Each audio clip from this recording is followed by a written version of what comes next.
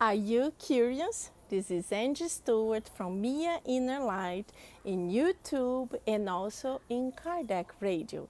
So if you like this video, please subscribe and help us to finally give a name to our channel.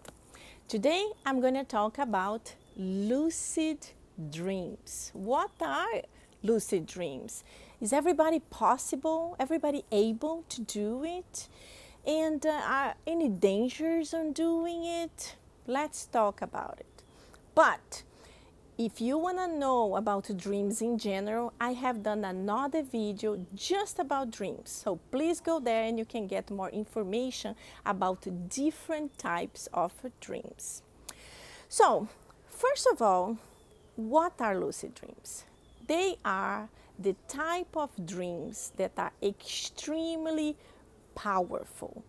These are the dreams that you will have sensations, you will have a vivid memory, you will remember details, and the next day, the next week, the next month, they will remember this information will remain with you. So it's not that type of a dream that you commonly have, that things are like a little bit disconnected, you remember pieces of things. These are not lucid dreams. So lucid dreams, you will exactly know what they are because you will have such a good memory of it that you will be, oh, I had a lucid dream. So my answer will be based on the Spiritist philosophy codified by Kardec. And this is the book that I use.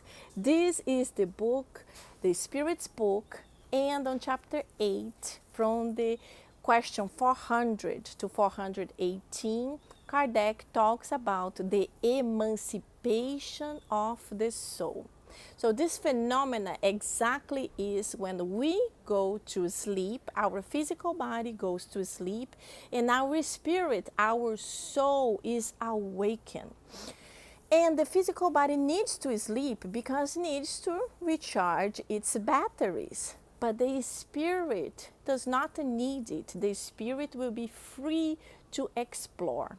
However, depending on your beliefs, on many times on type of a religion you have that maybe didn't allow you to think in a different way, you will be afraid of exploring.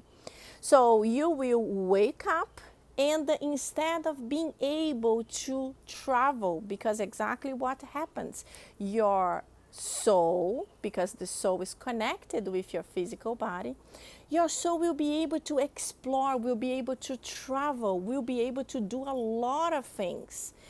But if you are afraid, you will wake up and you will sit right next to your body and you will be waiting there until you have to wake up.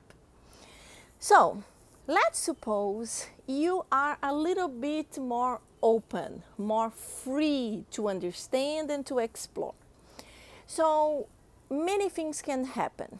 But let's imagine your guardian angel, because we all have a guardian angel, comes to you and tell you, let's go, and I'm going to show you certain things that will help you with your profession. For example, you are a painter and you had passed a few days trying to create something different and you couldn't. And then your guardian angel brings you to a place and you look and you get mesmerized with you see. And you say, oh, this is gorgeous. I would love to be able to paint it. And then maybe you will be able even to participate of a class, to study that, to understand how to reproduce that. And when you wake up the next day, you will remember. You will remember that. You will have a vivid memory that you met someone that you maybe don't even know is your guardian angel, but you met someone and this person took you to a place where there was this magnificent painting and you were able to attend a quick class explaining the details on how doing that. So this is one example of a lucid dream. Another example is when you wake up in your dream and you meet someone that you absolutely loved, and that person is deceased. It's a grandmother, it's a best friend, who knows? And when you meet that person, you are so happy. You remember that you were able to exchange lots of information, you hugged each other, you talked, you you had a full conversation. You will remember the location where you were. This is a lucid dream. You remember in details what happened. But in Spiritism, we also understand that we can meet our obsessors, meaning the people that we actually hurt in the past, in previous lives. And this spirit was not able to forgive us. So this spirit keeps this hatred towards us, like he is angry at us. And he is discarnated, and he discovered that we are incarnated. So we have a new life, a new body, but our soul, our spirit is eternal. And we all committed mistakes. So don't think you're living on earth, you are a little angel, because angels, very difficult. They actually come to the planet Earth, but in a mission to help us, in a mission to enlighten us with their examples of goodness.